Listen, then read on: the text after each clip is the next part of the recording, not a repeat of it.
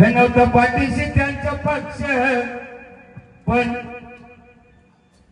हो नव्हता पाठीशी त्यांचा पक्ष पण दादा पण आलं ना कुठं पण का काय तर त्याच्यात 19-20 होतो.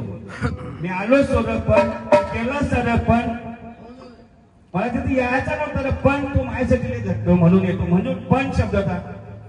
नव्हता पाठीशी त्यांचा पक्ष पण गावदेवीचा होता लक्ष. नव्हता पाठीशी त्यांचा पक्ष पण गावदेवीचा होता लक्ष. भरत भोईर हे प्रत्यक्ष भाई निवडून आले अपक्ष. भरत भोईर हे भाई निवडून आले अपक्ष.